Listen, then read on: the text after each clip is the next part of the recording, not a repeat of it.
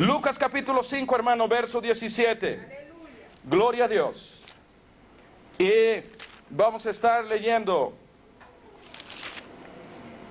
Mi alma te alaba, Jesús. Capítulo 5.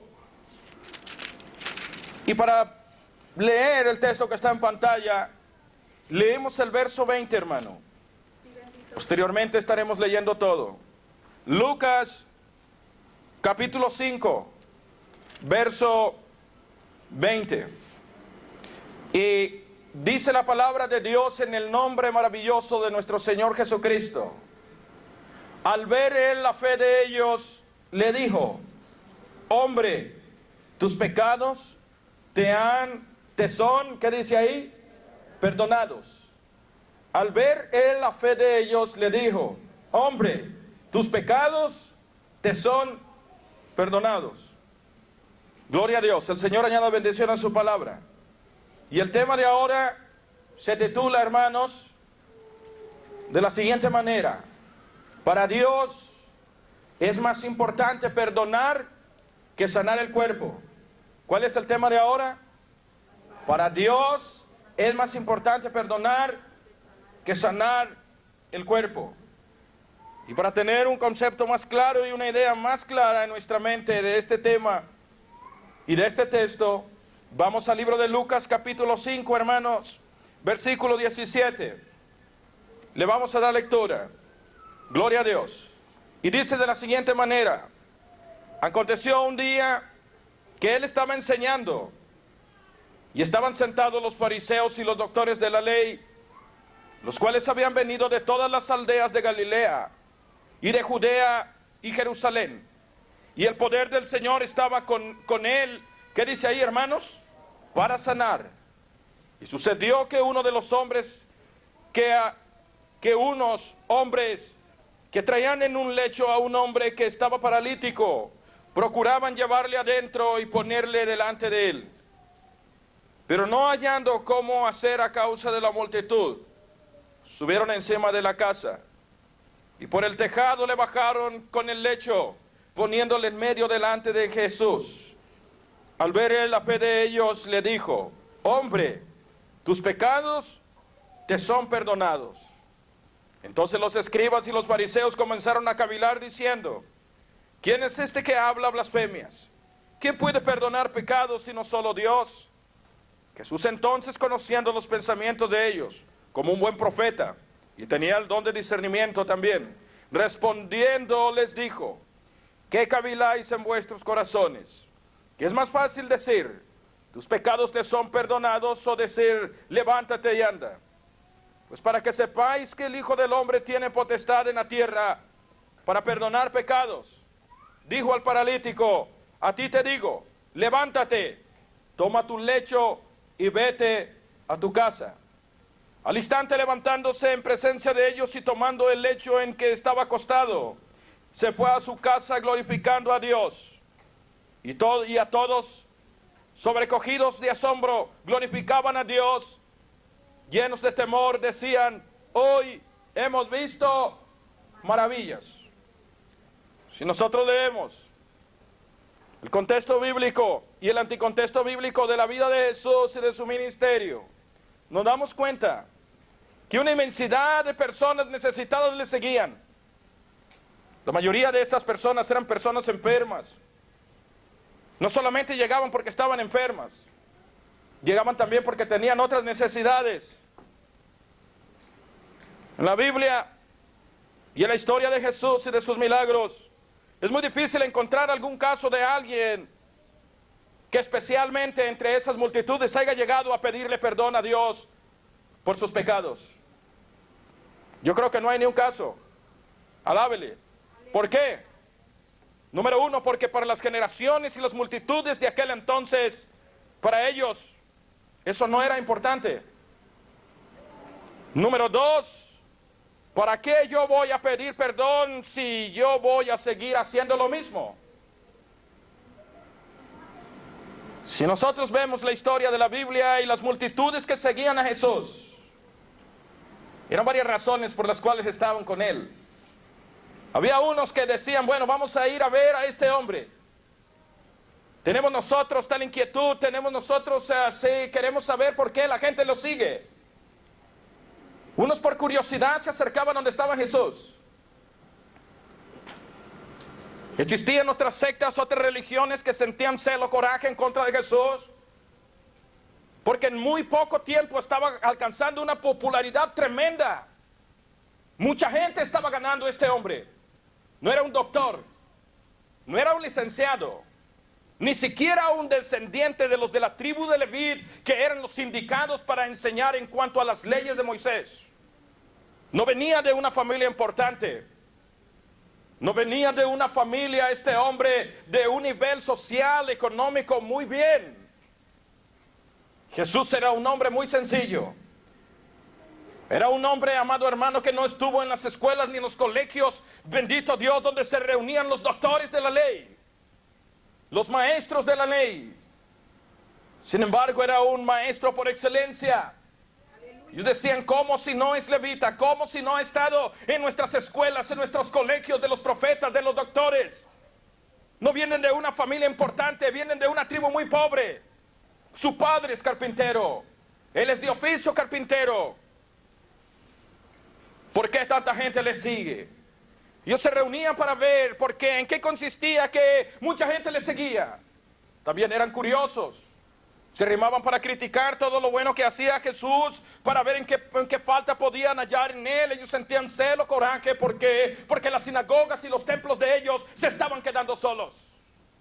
La gente estaba perdiendo interés por el sistema religioso que ofrecía el fariseísmo y el judaísmo.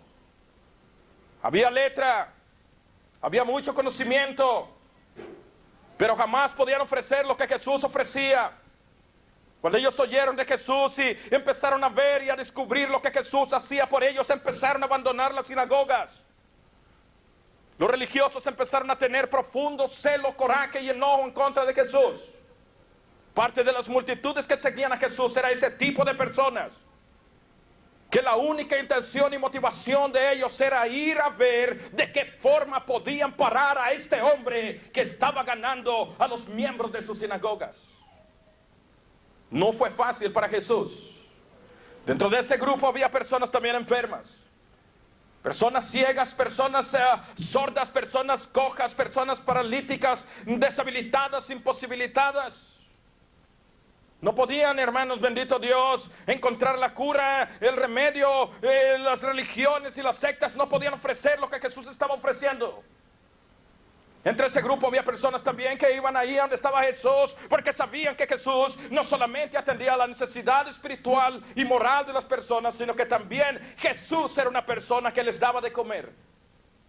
Él atendía perfectamente las dos necesidades del ser humano, la espiritual y la humana. También les daba de comer. La prioridad número uno y la necesidad imperante de Jesús, hermanos, aparte de hacer milagros, era predicar la palabra. Para él no había cosa más importante que predicar la palabra. Incluso cuando él hacía un milagro, cuando el poder de él se manifestaba por medio de algún favor hacia las personas necesitadas, hacía un milagro, Jesús le decía, vete y no le digas a nadie. Porque Jesús quería que la gente viniera, pero que la motivación de la gente fuera por oír su palabra, por oír su mensaje, por oír esa predicación, ese mensaje de perdón y arrepentimiento. A su nombre. Ese mensaje que tocaba y quebrantaba el corazón de los pecadores, que hacía que vinieran a los pies de Jesús arrepentidos.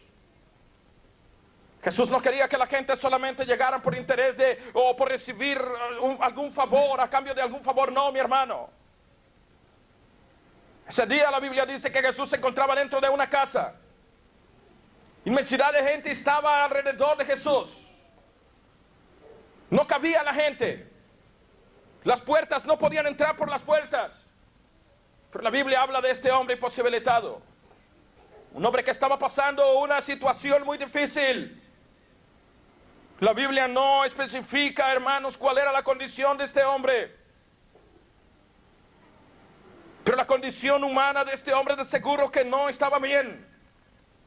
Porque todos sabemos que cuando una persona cae en una situación o en una condición similar a la de esta persona, cuando queda una persona imposibilitado, deshabilitado para poder trabajar, entonces viene pobreza, vienen las necesidades. Desaparecen los amigos, desaparece la familia, desaparecen todos, queda uno solo, queda uno abandonado. La Biblia habla de unos compañeros de él que se dieron cuenta dónde estaba Jesús. Se dieron cuenta que había alguien que podía sanarlo. Se dieron cuenta que había alguien en un lugar que podía ayudarle en su problema. Bendecidos sean y bienaventurados los labios de aquellos que hablan de Jesús. ¿Cuántos dicen amén? Dios bendiga a todos estos hermanos y hermanas que no han perdido este sentir, que siguen abriendo su boca, que siguen diciéndole a este mundo necesitado que no haya la solución para su problema, que hay alguien que puede ayudarlo, que hay alguien que puede ayudarlo, y ese alguien se llama Jesús. Él no falla, Él no falla. La gloria sea para Él. Aleluya, aleluya, gloria al Señor. Este hombre, hermano, se interesó y permitió que sus compañeros lo llevaran a donde se encontraba Jesús. La intención de este hombre y de estos compañeros eran que este hombre fuera sanado de su enfermedad.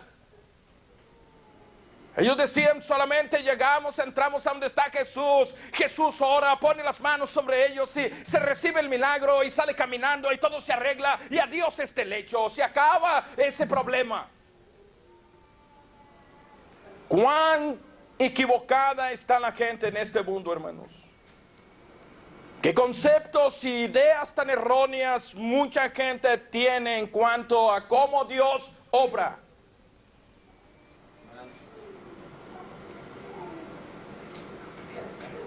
Si nosotros vemos, amado hermano, la inmensidad de personas de ahora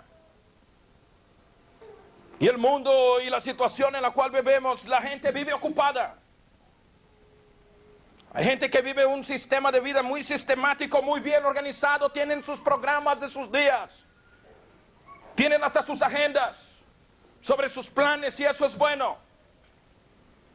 Pero si usted revisa las agendas de los planes de estas personas, son agendas y de planes y proyectos que tienen. Pero hermanos, la mayoría de estas personas y de esas agendas, en esas agendas no se encuentra Dios en sus vidas.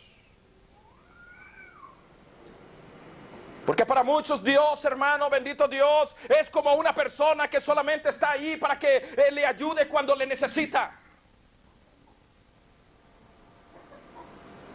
Mientras la cosa está bien, mientras la cosa marcha bien, la gente, todo está tranquilo, muchos no se acuerdan de Dios. Pero lo irónico de todo esto es que cuando viene la necesidad, cuando viene el problema, entonces es ahí donde la gente dice: hay alguien que puede ayudarme. Lamentablemente hay mucha gente, amado hermano, que su intención solamente es que Dios les ayude a resolver sus problemas. Problemas familiares, problemas matrimoniales, problemas económicos, problemas legales. Y la gente, cuando no halla la puerta, cuando se encuentra como en algún callejón sin salida, entonces se acuerda de que hay alguien que puede ayudarlo. Eso es bueno. ¿Cuánto decimos amén? Porque Dios a veces permite que suceda eso, porque lamentablemente a veces es la forma en la cual uno se acuerda de Dios.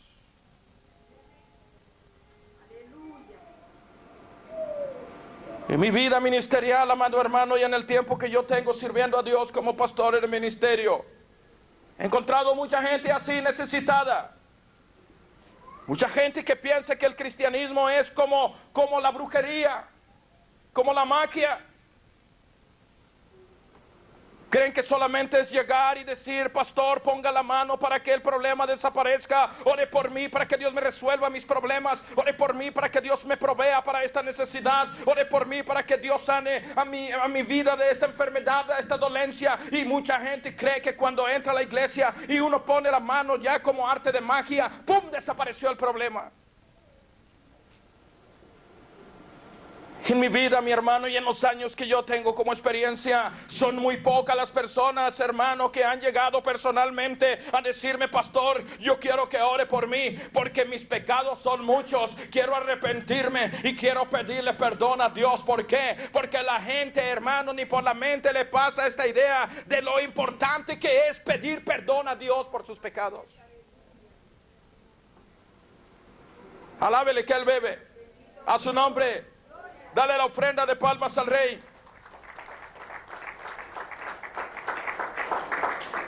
Hay gente, hermano, que llega y le dicen: ve a la iglesia. Como a este hombre le dijeron: ve a donde Jesús. Incluso lo llevaron. Qué bueno es, amado hermano, hablarle a la gente de Cristo. Pero jamás hay que echarles mentiras. Jamás hay que traerlos con engaño. Nosotros hay que decirle: Jesús puede ayudarle. ¿Cuánto decimos amén? ¿Cómo le va a hacer? ¿Cuándo le va a hacer? Nosotros no sabemos, pero de que Jesús le puede ayudar, Jesús sí puede ayudarle y Él no va a fallar. ¿Cuánto decimos amén? He conocido personas, amado hermano, que así como este hombre, deshabilitado, imposibilitado, paralítico, no podía andar. Personas que llegan en otro tipo en otra condición, son otras necesidades. Han llegado. Se me olvida un caballero que una vez llegó, una señora, porque le dijeron: su hijo tenía problemas. Su hijo, su temperamento, su carácter, su manera de ser empezó a cambiar. Los doctores le detectaron una enfermedad. Esa enfermedad y el temperamento de él afectaba su temperamento, su manera de ser. Actuaba como un loco. Y la única forma que podían controlar a este muchacho era dándole un tratamiento medicinal que era droga, que lo calmaba, lo controlaba. Casi siempre tenía que estar bajo el efecto de la droga. En ocasiones atacaba a su propia familia.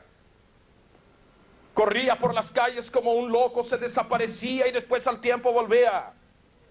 ¿Qué madre se va a gozar cuando ve un hijo así? Que cuando lo lleva a los doctores dicen: no podemos curarlo, solamente podemos darle algo para tranquilizarlo. Alábale que Él vive. A esta señora le dijeron: vaya a la iglesia. Vaya a la iglesia y ahí en la iglesia van a orar por él y Dios lo va a sanar. Alábale que Él vive. Esta mujer tuvo la fe de que Dios podía sanarlo. Pero volvemos al tema.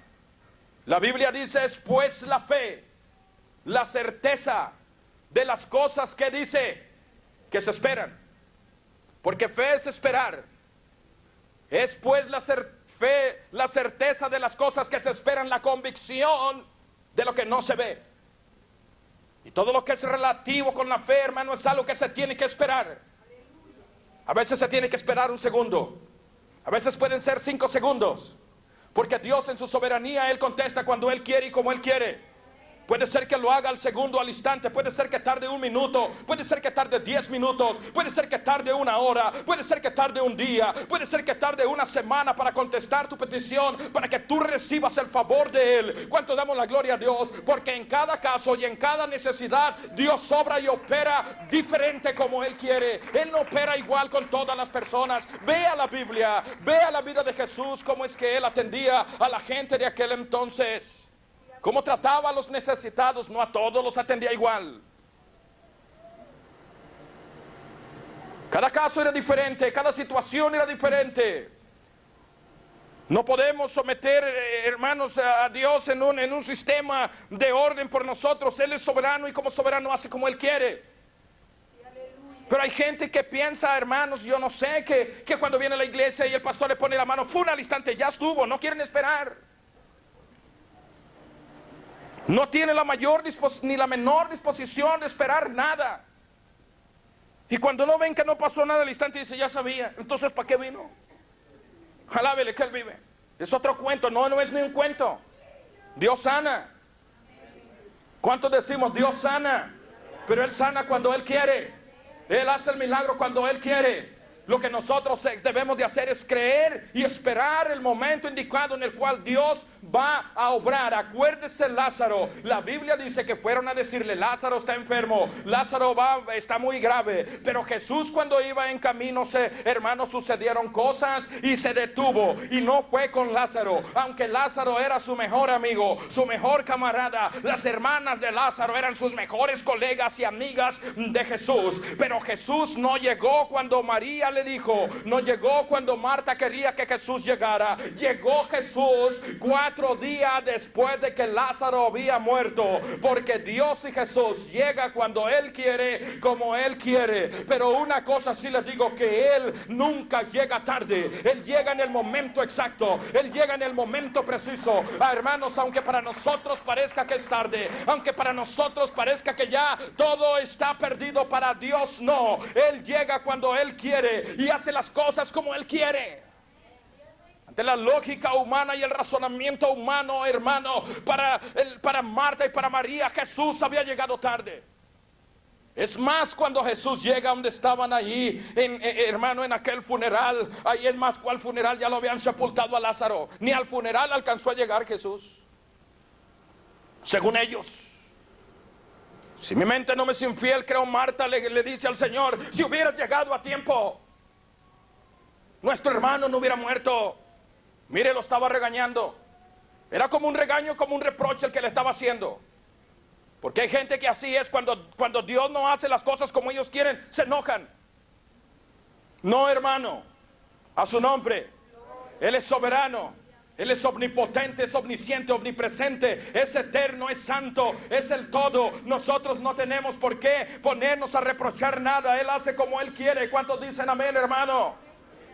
Entonces, hermano, dice, Lázaro si hubiera llegado a tiempo, mi hermano Lázaro no hubiera muerto. Jesús dice, Lázaro no está muerto, Lázaro solo está dormido. Sí, sabemos que un día Lázaro va a resucitar y se va a levantar. Sí, porque el que cree en mí, Jesús dice, soy la vida y la resurrección. El que cree en mí, aunque esté muerto, ¿qué dijo? Vivirá. Sí, pues él va a vivir y se va a levantar un día. Jesús le dice, ¿sabes qué, Marta? Ya cuando vio que Marta ya como que estaba medio incrédula y empezando a hablar disparate, le dijo, ¿sabes qué? Mejor mueve la piedra. Alábale que Él vive. Mueve la piedra. Pero ¿cómo quieres que mueva la piedra si Lázaro ya hiede? Tiene 4 días que ha muerto. Su cuerpo ya apesta, ya está engusanado. Es imposible. Marta, si tú creyeres, vas a ver la gloria de Dios. ¿Quieres ver a Lázaro vivo? Mueve la piedra. Tú no puedes revivir a Lázaro, pero sí puedes mover la piedra. Si tú quieres que yo reviva a Lázaro, tú tienes que mover la piedra. Yo no voy a hacer todo, Marta. Tú tienes que hacer algo. Ya estoy aquí. Yo quiero hacer milagro, pero tú tienes que hacer algo. Mueve la piedra. Jesús podía mover la piedra, sí, pero Él no hace todo. ¿Y por qué a veces no pasa el milagro? No sucede lo que queremos, porque a veces hay cosas que nosotros tenemos que hacer. Y mientras nosotros no hagamos lo que tenemos que hacer, Dios no va a hacer su parte. Acuérdense, a los 10 leprosos los mandó a que se presentaran a los sacerdotes. Y en lo que ellos iban en camino, la lepra del cuerpo de ellos desapareció. Acuérdense de aquel ciego que Jesús con su saliva y de la tierra hizo lodo y le embarró sobre los ojos y le dijo, ve y lávate al estanque de Siloé, si mi mente no me es infiel. Y dice que cuando este ciego llega ya y se lava sus ojos, hermano, una vez que se lava sus ojos, recibe la vista. Y vea que algunas personas no los sanaba instantáneamente, los mandaba a hacer algo. Tenían que hacer algo. Tenían que hacer algo. Mi alma alaba a Dios. Pues este hombre decía, yo creo, sus amigos le dijeron, vamos, mira, Jesús va a llegar y va a poner su mano sobre ti, o te vamos a llevar donde Él, y va a decir, sé sano, y tú te vas a levantar y nos vamos de aquí. Rápido. Qué fácil la gente ve las cosas, ¿verdad? Qué fácil la gente no quiere batallar, la gente no quiere sacrificar nada. La gente de ahora solamente se preocupa por sus propios intereses, por sus propios beneficios. Pero hay mucha gente que no está dispuesta a sacrificar nada, a hacer nada. Quieren que todos los demás lo hagan, pero hay gente que no quiere hacer nada. Dios no obra así. A su nombre. Vemos que, hermanos, estos hombres llegaron donde estaba Jesús. No vio la fe del hombre, vio la fe de sus amigos, la que motivó a Jesús. Para los amigos de ellos el problema de este caballero era la deshabilitación que tenía. No podía andar. Para ellos decían, es el problema más grave. Yo creo que Jesús, hermanos, si hubiera sido otro, les hubiera dicho, cuán errados están ustedes, camaradas, están muy mal, están mal, se han equivocado. Este hombre tiene un problema más grave. Ustedes no lo saben. Se han equivocado. Según ustedes, el problema de este caballero es su enfermedad. No. Jesús miró otro problema más grave. ¿Cuál era el problema que Jesús detectó en este hombre paralítico? ¿Cuál era el problema? Aparentemente no tenían fe por la fe de los amigos, porque no sanó. ¿Sabe cuál era el problema que tenía él? Aparte de su enfermedad, y era el problema más grave, es que estaba con pecado, hermano, hasta las greñas. Así imposibilitado, pero lleno de pecado. Jesús dijo, no, para ti tu problema, según tú, es tu enfermedad, estás paralítico, pero yo veo que tú tienes otro problema. Porque Dios no mira las cosas como nosotros las vemos. Nosotros vemos y juzgamos las cosas muy diferente a como Dios las juzga. Y a veces en nuestra manera de juzgar las cosas nos equivocamos. Juzgamos mal. Jesús como buen profeta, Jesús como Dios, pudo detectar que este hombre estaba enfermo y que su enfermedad era algo que de repente estaba muy aliado a su espiritualidad, a su vida moral. Era un hombre pecador. Para Jesús no tenía ningún sentido sanarlo y que saliera así sano, pero con pecado hasta las greñas. Jesús sabía que si ese hombre salía sanado de esa enfermedad por causa de su pecado, después le iba a venir otra cosa y así se iba a mantener constantemente viniendo a Jesús. Sáname, sáname, sáname. Dios no es un juego. Jesús se fue al problema más grande. Sí, hermanos, Jesús se fue al corazón y a la raíz del problema. Jesús dijo, yo quiero resolver un problema primeramente. Yo creo que dijo dentro de su corazón, yo quiero resolver un problema primeramente en tu vida.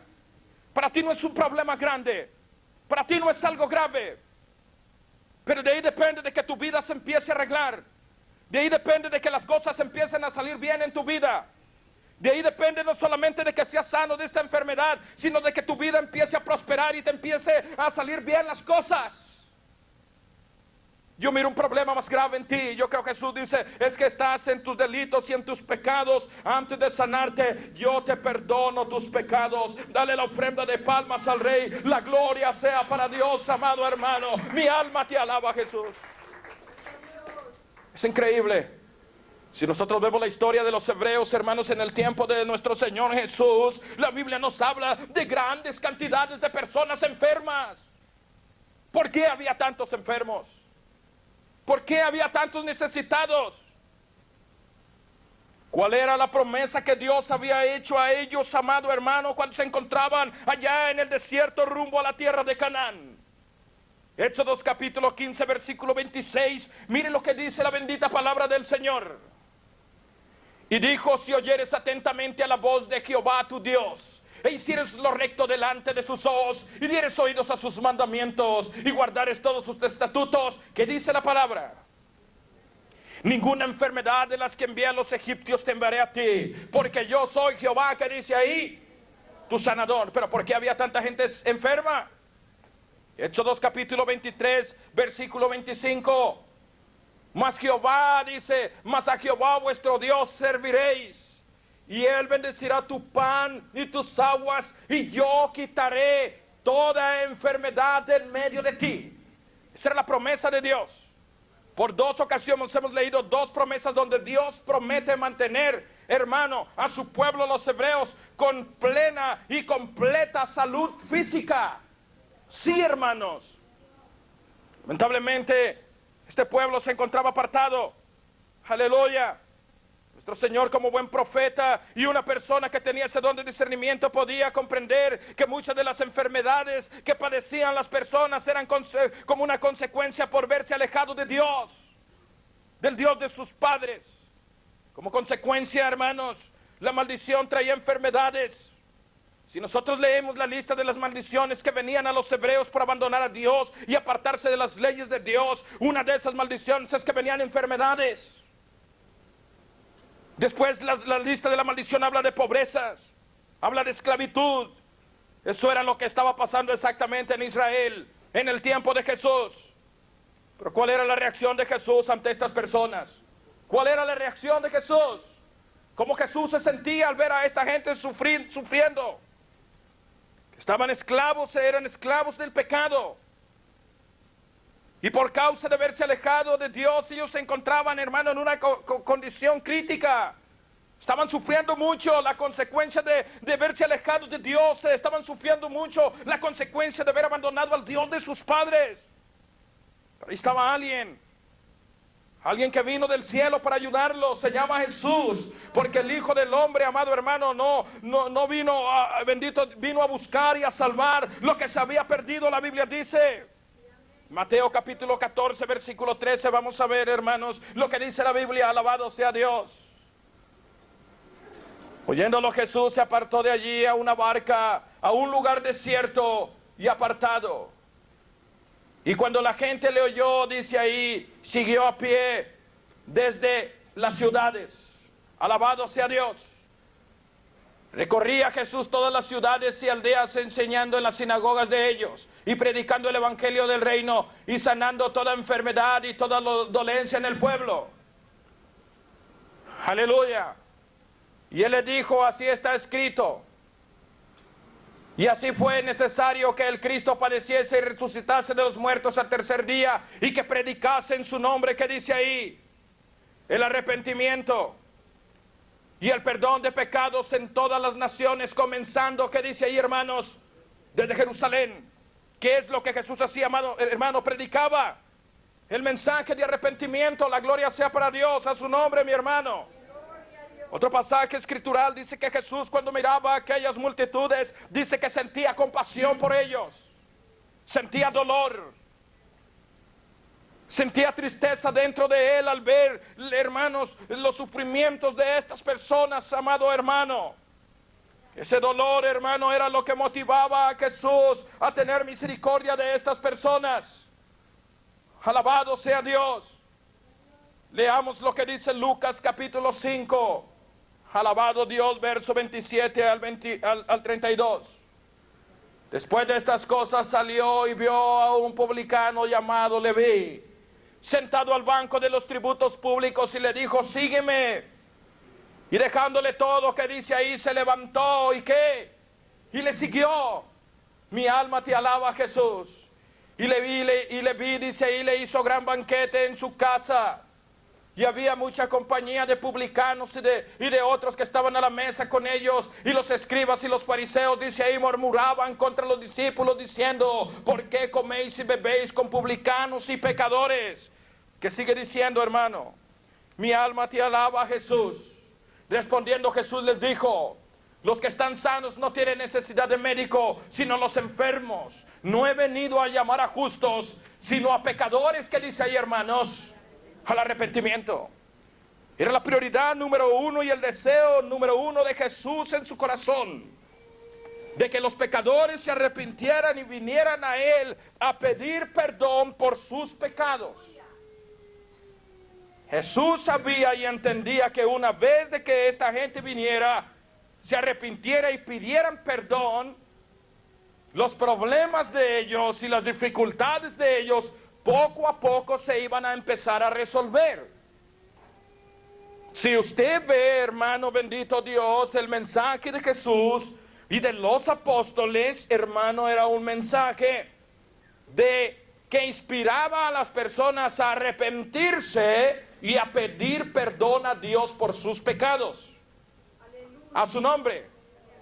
Esa era la prioridad número uno de Jesús y de los apóstoles en sus predicaciones. Número uno, que la gente se arrepintiera. Número dos, que la gente ¿qué? Pidiera perdón. Porque Jesús sabía que si la gente se arrepentía y pedía perdón, entonces las demás cosas Dios poco a poco iba a ayudar a que se resolvieran de una por una. Y ese es el orden de Dios. El Dios de nosotros es un Dios de orden. Decimos amén, amado hermano. Ahora en la actualidad hay mucha gente que tiene muchos problemas. No hayan qué hacer con sus vidas. No hayan qué hacer con sus familias. No hayan qué hacer con sus matrimonios. Alábale que Él vive. Están batallando mucho. No encuentran la salida. No hallan la puerta. Alábale que Él vive. A su nombre, mi hermano. ¿Cómo le hago para resolver mis problemas? ¿Cómo le hago para yo salir de esta situación difícil en la cual yo me encuentro? ¿Cómo le hago? Algunos en su desesperación acuden al ocultismo, el espiritismo, la hechicería, el satanismo. Usted dirá, ¿le está exagerando? No, hermano, sí hay personas que en su desesperación van y visitan al brujo, al curandero, para que le dé un amuleto, para que le dé algo, para que le ayude, porque no hayan qué hacer. Unos dicen, tengo sal, estoy salado, no me rinde el dinero, se me va de la mano, me han embrujado, me han hechizado, gente que no halla la puerta. Alábale que Él vive, a su nombre. Y gente, amado hermano, que cada día más se está hundiendo en sus delitos y en sus pecados. Mucha gente en esta condición clama a Dios y le dice, Dios, ayúdame. Yo sé que tú puedes ayudarme. Mi problema es grande. Mi dificultad es muy grave. Mi situación, por favor, ayúdame, Señor. Alábale que Él vive. Ayúdame porque no hallo qué hacer. Si Dios hablara desde el cielo, yo creo que Dios le diría, mira, ¿sabes qué? Tú tienes un problema más grande que ese. Para ti tu problema y tu situación, que lo ves como un gigante, es tu problema financiero.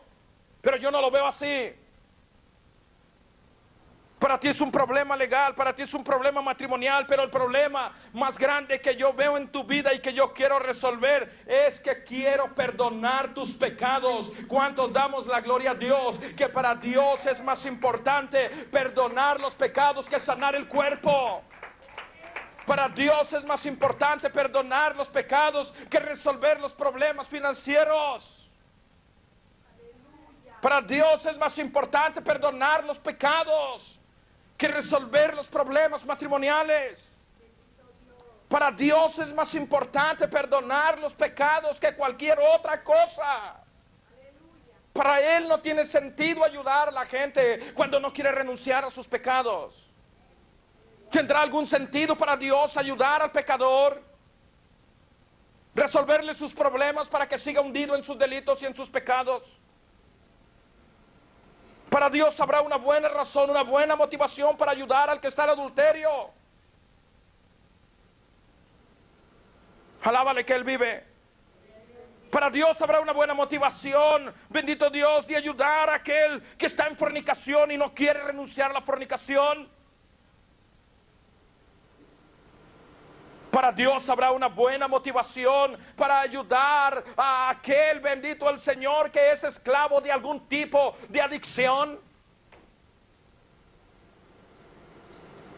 ¿Tendrá sentido para Dios ayudar a una persona que está imposibilitado en una silla de ruedas? Y viene a Dios y le dice, Dios, sáname. Dios, levántame. Alábale que Él vive. Yo creo que tiene que haber una buena razón que motive y toque y quebrante el corazón de Dios para decir, sí lo voy a hacer. ¿Sabe usted que hay personas que están imposibilitadas en una silla de rueda y quisieran levantarse, pero no para ir al templo? Algunos quizás dicen, quiero que me levante, Señor, ya yo quiero ser sano, pero ¿sabe que en su corazón qué sienten y qué quieren hacer? Quieren irse, ¿a dónde? ¿A dónde? ¿A bailar a la rumba? Ya me enfadé de estar en esta silla. Quiero irme a la rumba, echarme un danzón, un bailecito. Sí, mi hijo, yo te levanto, vete a bailar. Habrá una buena razón para que Dios ayude a esas personas con ese tipo de motivaciones y sentimientos, que no tienen ni la menor intención de glorificar y adorar a Dios y acercarse a Él. ¿Por qué hay tanta gente, hermano, que sufre mucho? Y Dios los quiere ayudar. Y Dios los ha oído, quizás Dios ha visto sus necesidades y Dios está interesado en ayudarles. Pero ¿sabes qué? Dios quiere que primeramente la persona renuncie a su pecado, se arrepienta de su maldad. Cuando damos la gloria a Dios, y entonces para Dios ya hay sentido, ya hay una buena razón para poder ayudar a estas personas. En una ocasión me llegó una señora, un matrimonio se congregaba en la iglesia. Este matrimonio, bendito Dios, regularmente asistían a la iglesia. En una ocasión tuvimos nosotros unos bautismos, un evento en un parque donde estábamos a punto de bautizar a unos hermanos que se iban a bautizar ese día. Cuando en esa tarde una de las niñas, hija de una hermana que se congregaba con nosotros, empezó a gritar. Empezó a gritar, hermanos, pero y luego una expresión de miedo y de susto. Miraba los árboles, el viento, y la niña gritaba, la niña lloraba como enloquecida. La mamá trataba de calmarla, trataba de controlarla. Creo le puso hasta una toalla en la cabeza para taparle sus ojos, para taparle la cara para que no viera. La niña gritaba. Cuando yo miro a la niña, la reacción, hermanos, una voz interna de Dios me dijo, esto es algo grave. Esta niña está siendo perturbada por un espíritu malo. Venía a la iglesia esta señora y cuando traía a su niña, la niña cuando se paraban afuera en el estacionamiento empezaba a gritar, a renegar y decía, yo no quiero entrar a ese lugar. Si mi mente no me es infiel, quiero crear una niñita de 5 años. La metían al templo. Cuando estaba en el templo y estábamos predicando la palabra del Señor, empezaba a gritar y a retorcerse y empezaba a gritar y quería salirse, y las hermanas la tomaban, la subían allá al segundo piso, empezaban a orar, a ministrarle, y al poco tiempo la niña quedaba libre. Se tranquilizaba, pero no quedaba libre totalmente. La madre no hallaba qué hacer. La madre se encontraba muy mal, muy triste. No hallaba qué hacer. Estaba, hermano, imagínense cómo se sentirá una madre cuando ve a una hija así. La niña no podía dormir. Tenía que dormir con las luces encendidas. Veía cosas. Tenía miedo. Su carácter y su manera de ser empezó a transformarse. No era la misma niña de antes. Cuando vienen a mí y me dicen hay que hacer algo por la niña, ¿qué podemos hacer? Le digo, señora, ¿qué está usted dispuesto a hacer por su niña? ¿Usted la ama? Sí. ¿Y usted qué está dispuesto a hacer? Dios la puede sanar a su niña. Pero también cuenta mucho lo que usted ¿qué está dispuesta a hacer? Aleluya. Yo hago lo que esté de mi parte, dice, porque Dios haga el milagro en mi hija. De veras, sí. Digo, bueno, le digo, en primer lugar, póngase a cuentas con Dios si usted está mal. No se había bautizado todavía. Segundo lugar, usted, le digo, está dispuesta a bautizarse. Yo hago lo que sea por mi hija. El esposo también tomaron la decisión esa tarde. Y hermanos, en esa tarde hicieron la oración de fe, de arrepentimiento. Y dijeron, Señor, te vamos a obedecer. Nos vamos a esforzar por hacer las cosas bien. Te vamos a esforzarnos por agradarte. Y vamos a tratar de mejorar nuestras vidas y nuestro servicio a ti, Señor. Y también nos vamos a bautizar bien rápido. En cuanto el pastor nos lleve, nosotros nos bautizamos. Pero por favor, ten misericordia. Sana a nuestras hijas. Sana a nuestra hija. Hermano, empezamos a hacer nuestra parte. Nos metimos en un ayuno de varios días, toda la congregación orando por la niña. Y cuando ministramos por la niña, pusimos las manos, reprendimos a ese espíritu, a ese demonio que se le aparecía y la atormentaba. Y le digo, su niña está sana en el nombre de Jesús. Su niña es libre. Van a llegar a la casa. Su niña no va a volver a ver lo que ella ve, porque el Señor ha hecho la obra. Tenga fe. La gloria sea para Dios. La niña quedó libre desde ese instante. La niña quedó libre desde ese instante. Ya no vio lo que veía. Ya su actitud cambió. Fue sana desde su cabeza hasta sus pies. Porque Dios no falla. Hubo una buena motivación, una buena razón para Dios para poder hacer para poder obrar. Muchas de las veces el milagro o el favor de Dios depende también de que usted y yo hagamos algo. Por eso cuando alguien viene conmigo, hermanos, no siempre, pero en ocasiones dice, ore por mí, por esto y por esto otro y por esto otro, yo primeramente le digo, ¿y cómo está su vida ante Dios? ¿Cómo está su vida ante Dios? Una vez me llama un señor por el teléfono, estaba en el trabajo, me dice, soy cristiano, hermano, le sirvo a Dios, conozco la palabra, pero ¿sabes qué? Se me hace que estoy embrujado, me dice. Hermano, y ora por mí. Y le digo, hermano, me das unos minutos ya que lo oí yo todo. Y le digo, ¿de veras? Le digo, mira, en la Biblia y en la palabra de Dios jamás registra ningún caso de un cristiano lavado con la sangre de Cristo embrujado. Jamás existe en la Biblia ningún caso donde los apóstoles hayan orado por un cristiano embrujado. Porque un cristiano lavado con la sangre de Jesús, que le ha entregado su vida a Jesús y que se esfuerza por servirle, obedecerle y ser fiel a Él, hay una protección sobre Él, hay un espíritu que lo protege, hay un Dios que lo protege, hay ángeles que lo protegen, el diablo no puede tocarlo. Pero si tú estás en pecado, aunque yo ore por ti, la maldición te va a alcanzar. Y aunque seas cristiano y vayas a la iglesia, si no renuncias al pecado que estás cometiendo, porque oía cosas y veía cosas, le digo, entonces sé que tú le estás dando lugar al diablo. ¿Qué pecado estás cometiendo, amigo? Le digo, estás haciendo algo malo, ¿verdad? Se quedó callado. Ya empezó a cambiar de plática y empezó, hermano, pues a ver qué día lo visito. No, le digo, hermano, de veras, le digo, ¿cómo está tu vida? Examínala, algo está mal en ti. Porque si tú eres un buen cristiano, no tiene por qué atormentarte ningún espíritu. ¿Amén o no amén? Ahora la Biblia dice, no deis lugar al diablo. Si tú le estás dando lugar, es problema tuyo.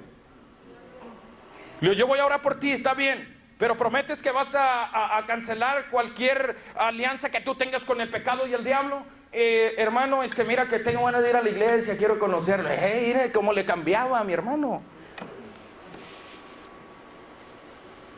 A su nombre.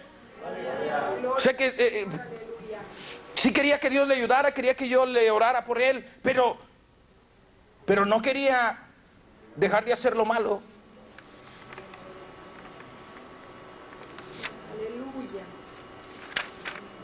No sé, hermanos, si estamos entendiendo lo que tratamos de predicar ahora.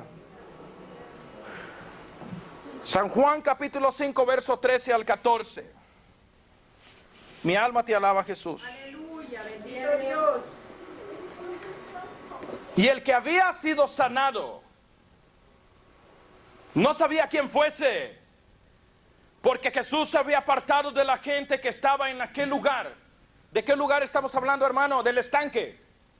El estanque de Bethesda, donde había muchos tipos de personas con diferentes enfermedades. Ahí se encontraba un hombre imposibilitado de nacimiento, no podía andar, tenía 38 años de edad. Jesús lo sanó a este hombre. Jesús le dijo a este hombre, levántate, toma tu lecho y vete a tu casa. Cuando los religiosos de ese entonces lo vieron cargar con el lecho, le dijeron, estás mal porque es día de reposo, no tienes que levantar tu lecho, estás pecando, estás quebrantando el día de reposo.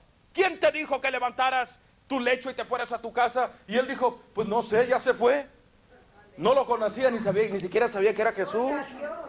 Pero fíjese, la misericordia no está. No sé. Pero luego dice, y el que había sido sanado no sabía quién fuese, porque Jesús se había apartado de la gente que estaba en aquel lugar. Después le halló Jesús. ¿Dónde le halló, hermanos? En Las Vegas, en Wendover, en Aruba, en el lago. No, en la discoteca lo halló. No, ¿dónde lo halló? Si todos los necesitados tuvieran este sentir de este hombre, a todos Dios los ayudara y los tuvieran aquí, hermano. Dios, aleluya.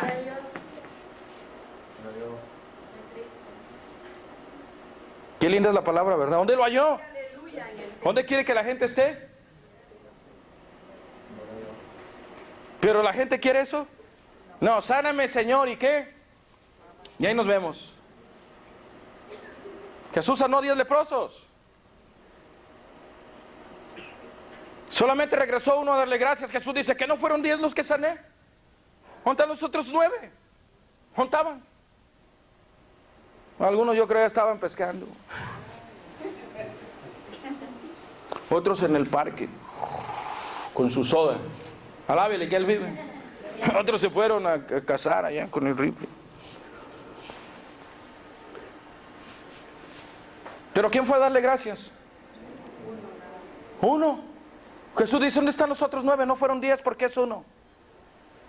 Y este que es que dijo, es samaritano, ni siquiera era hebreo, es samaritano y este ha venido a dar gracias. ¿Qué sentirá Dios? Así hay mucha gente. Dios tenga misericordia. Sí, aleluya. Y a muchas de estas personas que tienen este tipo de sentimientos y este tipo de motivaciones, amado hermano, el Señor no les ayuda. Porque para Dios es más importante perdonar los pecados y que la vida de las personas se ponga a cuentas con Él, que el primer problema que la gente tiene que resolver es el problema de sus pecados. ¿Decimos amén o no, hermano? Las enfermedades y los problemas y las necesidades humanas, lo más que pueden hacer de daño a nuestra vida es lanzarnos a la sepultura y es todo. Pero el pecado es algo más grave. Porque el pecado es algo que arroja nuestra alma al infierno por una eternidad, donde la Biblia dice que el fuego no se apaga, donde, hermano, bendito Dios, el gusano no muere, donde será el lloro y el crujir de los dientes. El pecado es de naturaleza más destructiva, más dañina. Afecta la vida material, física, y también afecta la vida espiritual. El pecado es algo que destituye a la persona por la eternidad de Dios y no se arrepiente. El pecado es malo. Por eso es el primero que Dios quiere perdonarle a las personas. Es el primer problema que la gente tiene que arreglar. ¿Qué es lo que dice ahí, hermano? Ya estoy para terminar. Mira, has sido sanado. ¿Qué le dijo? No peques más para que no te venga alguna cosa que peor. Vea, o sea, perdona, pero Él quiere que también la gente se esfuerce, que mínimo tengamos el deseo en el corazón de ya no pecar y decirle a Dios, ayúdame, no quiero pecar. Y si usted peca, pecó por descuido, por ignorancia, por haber razón, pero no porque quiso. Gloria a Dios. Damos gloria a Dios en esta tarde, mi hermano, a su nombre.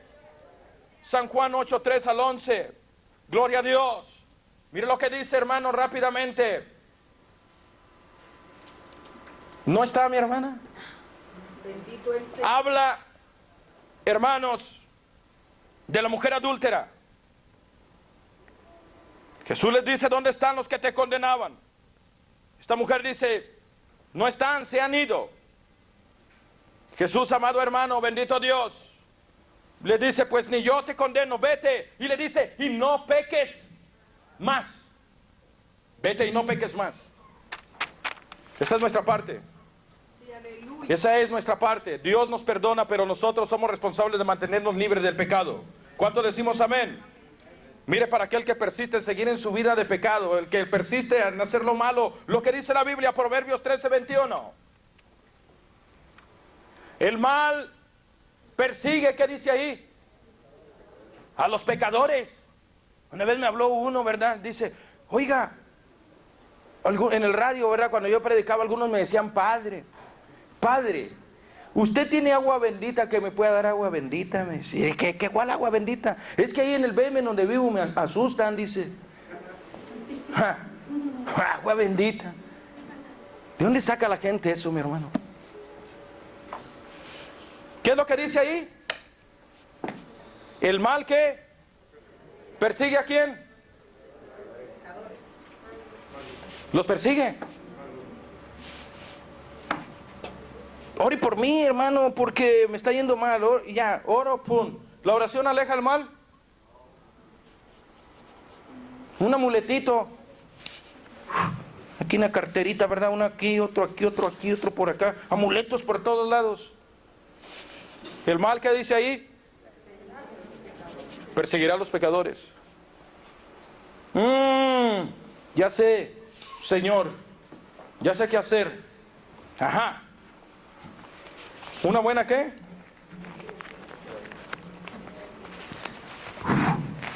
Ahí está. ¿Cuánto, hermano? Ay, Dios. Gloria a Dios, se fue. Qué bueno fuera, ¿verdad? No hace falta mucho. ¡Fum! Pero, ¿esta persona está qué? ¿Qué? Está en pecado. ¿Qué es lo que dice ahí? Ah, pero voy a la iglesia. No fallo en los cultos. Canto. Toco. Leo. Pero está cometiendo pecados. Está cometiendo pecados. ¿Qué dice ahí? ¿A quién lo ha perseguido alguien? ¿A poco nadie, hermano? ¿Sí? Qué feo, ¿verdad? Ay, una vez nos corretearon nosotros la policía, mi hermano. Bueno, varias veces a mí en Los Ángeles, oh, es tremendo, pero cuando lo van correteando, qué feo se siente. Vergonzosamente lo digo, fui correteado yo. Caí a la ley donde estábamos y no crea que nosotros corríamos por las calles, no. Y era uno de los que brincaba casas. Por terreno, decía, Señor, que no me salga. Bueno, ¿cuál Señor? Un perro bravo vaya a morder, brincando, desesperado, corriendo, y corriendo. Dice que el mal, ahí está, el mal es como una sombra que está detrás del que hace lo malo. Por eso, para que Dios le ayude y Dios le bendiga, primeramente hay que quitar eso que está al frente. ¿Qué dice? El pecado. Y cuando uno deja de practicar el pecado, entonces el mal automáticamente, usted va y el mal ¿qué hace? Da la vuelta y dice, no puedo seguirlo. ¿Ah? ¿Sí o no? Dele la ofrenda de palmas al rey. Y ya no va a ocupar que venir aquí y decir, pastor, ore por mí, pastor, ore por mí. No. Automáticamente, es lo que yo digo, automáticamente una persona que está bien con Dios, automáticamente dice su palabra, el bien y la misericordia, ¿qué dice? Me seguirán, bien, pero hay que hacer las cosas bien. ¿Cuántos queremos que el bien y la misericordia nos sigan? Sí, yo quiero caminar y que el bien y la misericordia vaya conmigo. Tranquilo, la misericordia y el bien atrás de mí. Yo no ocupo decir oren por mí, hermanos, porque el bien viene atrás de mí siguiéndome.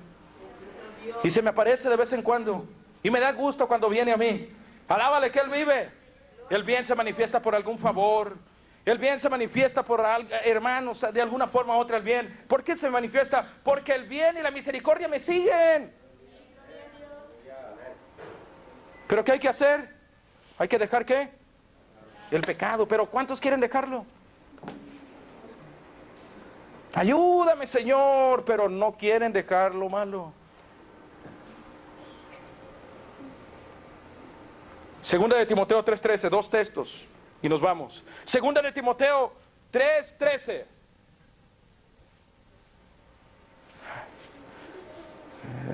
Voy a tener que hacer una rebaja al secretario, bendito Dios. Se me está equivocando mucho. No se crean, yo se lo mandé mal el texto. Está bien el secretario, yo soy el que hermano Jorge, el que me equivoqué. Es segunda de Timoteo 3:13. ¿Cuántos tienen la Biblia? Y quiero que alguien lo encuentre y lo lea en voz alta. Está bien bueno ese texto. Mas los malos hombres y los engañadores irán del mal en peor, engañando y siendo engañados. Pero persiste tú en lo que has aprendido y te persuadiste sabiendo de quién has aprendido. Entonces, ¿qué dice ahí? Los malos hombres irán ¿qué? De mal en peor. Porque son malos. Sí, los malos hombres irán de mal en peor engañando ¿y qué? Y siendo engañados. Esa es la vida del pecador. Es muy fea. Entonces, por eso le digo, mire, Dios, un pecador tiene muchos problemas, hermano. Para empezar, no tiene paz, no tiene tranquilidad en su corazón, aunque tenga dinero, aunque tenga lo que tenga. Con el vacío que tiene grande en su corazón es el problema más grande que tiene. No tienen a Dios en su corazón. Los pecadores, hermano.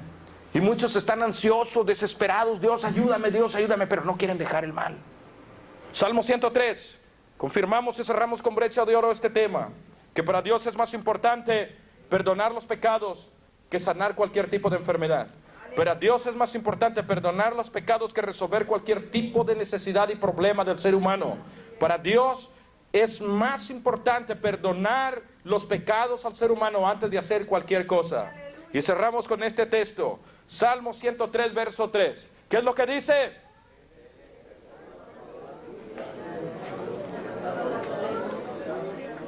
¿Qué es lo que hace primero Dios? Y luego, ¿verdad que no sana primero las dolencias? No. ¿Primero qué? ¿Qué es lo que quiere hacer primero? Y luego las dolencias, ¿qué van a hacer? Ese es el orden de Dios. Y es el sistema de Dios, es la manera de Dios. No podemos alterarlo, ni podemos decir, ir a lugares religiosos que venden los milagros. Pacte con Dios. Mande $1000 y Señor lo sana. Como que si Dios acepta cohecho. Como que si a Dios se le puede comprar sus favores, sus milagros. No, no, Señor. Si alguien sale en los medios de comunicación diciendo pacte con Dios y Dios lo va a sanar, si usted está en pecado, aunque pacte y dé ofrenda y dé lo que sea, dé 1000, 10,000, Dios no lo va a sanar. Porque el orden de Dios es que primeramente perdona las iniquidades y luego sana las dolencias. Dios nos ayude. Estos temas no son, hermanos, de ninguna manera para tratar de perturbar a alguien y decir, quiero castigar a esta persona y que se sienta mal porque me cae mal. No. El único propósito de estos temas es aplastarle la cabeza al diablo. El Señor lo reprenda. Tienes un problema, tienes una necesidad. Dios te quiere ayudar. Pero antes de venir al altar y antes de ir ante el Señor y decir, Señor, ayúdame, primeramente, haz un juicio. No quiero decir que juzgues a tu hermano que está a tu lado. Dios prohíbe juzgar a alguien que está a nuestro lado. El único juicio que Dios acepta y que es permitido y que es legal es el juicio personal.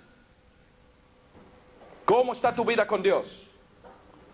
Tienes un problema, tienes una necesidad, una dificultad por la cual vas pasando. Tienes tiempo orando y Dios no te ha contestado. Dile, Señor, ¿qué me falta hacer? Quizás está probando tu fe, porque quiere que seas una persona paciente. Pero posiblemente el Señor no te ha contestado porque a lo mejor estás en desobediencia con Él. Quizás no estás haciendo las cosas como Dios manda.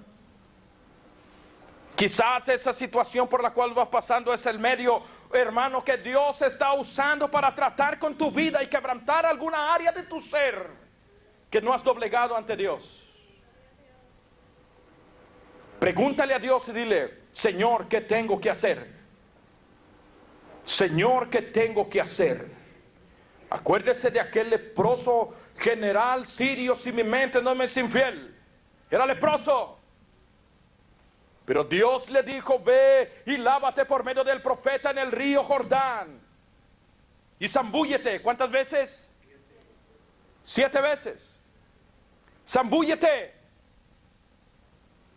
Este hombre se molestó porque él pensaba que el profeta iba a salir y le iba a poner la mano, iba a reprender la lepra y iba a quedar sano. Así hay gente que quieren que Dios haga las cosas a su manera. No, Dios en su soberanía va a hacer las cosas como Él quiera. Llevaba regalos, llegaba presentes para el profeta porque él pensaba y decía, si le llevo todo este tipo de presentes y regalos al profeta, entonces él va a ser muy bueno conmigo, me va a atender bien. Los favores de Dios no se compran.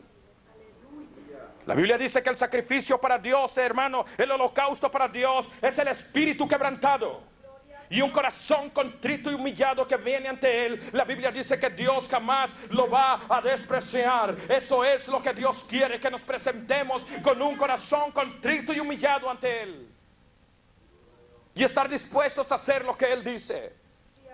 Este general se molestó tanto que dice que Habana y Farfás, no recuerdo exactamente, ríos que están allá en Siria, que no son mejores que este río donde me está mandando Dios. Un río que golea mal, un río que no estaba muy bueno. No quería ir a meterse allá, pero sí quería ser sano de su lepra. A veces así la gente está en conflicto con Dios. Ocupan el favor de Dios, ocupan que Dios los ayude en ciertas cosas, pero no quieren dar su brazo, ¿qué?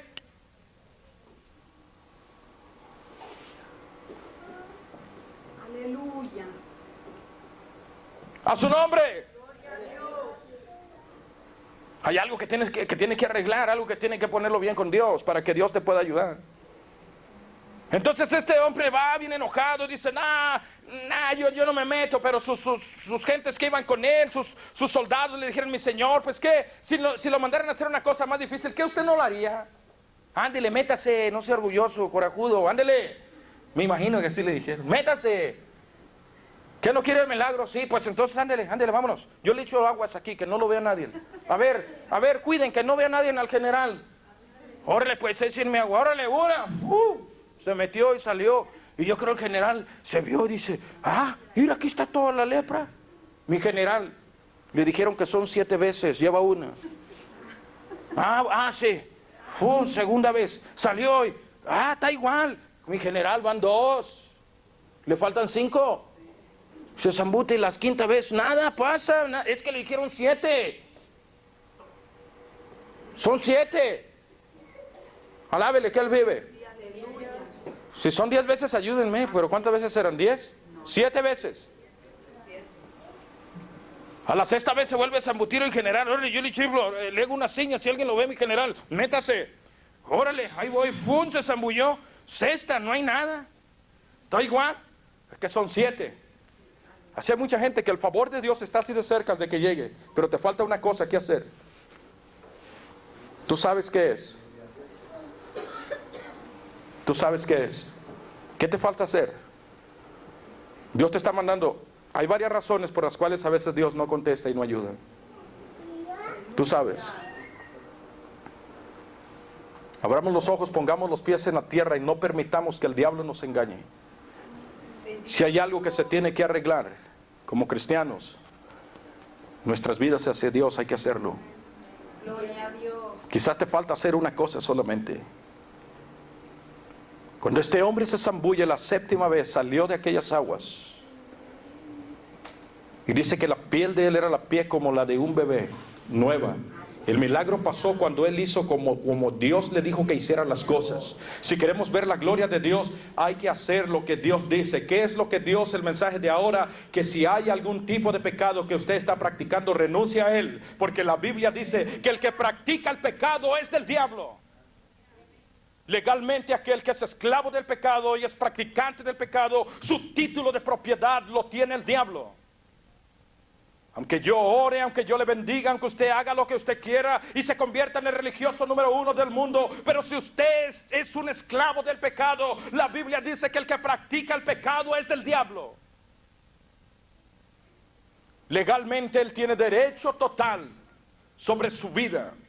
Y la Biblia dice que Satanás vino para matar, para hurtar y para destruir. La única forma, hermanos, la Biblia dice que para eso apareció el Hijo de Dios, para deshacer las obras de Satanás y para arrebatarle ese título de propiedad que lo tiene en su mano. Lo único que tiene que hacer el ser humano es decir, reconozco que soy pecador, me arrepiento, renuncio al pecado, renuncio al diablo, renuncio a la droga, renuncio al alcoholismo, renuncio a la fornicación, renuncio al adulterio, renuncio al odio, renuncio a las cosas malas. Diablo, te doy la espalda desde ahora, soy propiedad de Cristo, perdona mis pecados. En ese momento Jesús le arrebata ese título de propiedad al diablo de sus manos y Jesús se convierte en el dueño legal de tu vida. Y Jesús dice, sobre esta roca edificaré mi iglesia y las puertas del infierno no prevalecerán en contra de ella, porque la iglesia es propiedad de Jesús. Él tiene el título de propiedad. El diablo se levantará, los demonios se levantarán, pero no van a prevalecer, porque hay alguien más fuerte que tú. Se llama Jesús. Él es el dueño de tu vida, Él es el dueño de mi vida. Legalmente el enemigo no tiene derecho legal sobre ti, porque tú ya te arrepentiste y pediste perdón por tus pecados. Hermanos, para nosotros podemos tener otros problemas más grandes, muy grandes, pero Dios los ve chicos. El problema más grande es el pecado que la gente comete, y es el número 1 que toda persona tiene que arreglar. Aleluya. De ahí en adelante Él va arreglando todo lo demás, poco a poco. Él no va a empezar al revés. Él primero quiere perdonar. Dios los bendiga. Sí, aleluya. Nos ponemos sobre nuestros pies.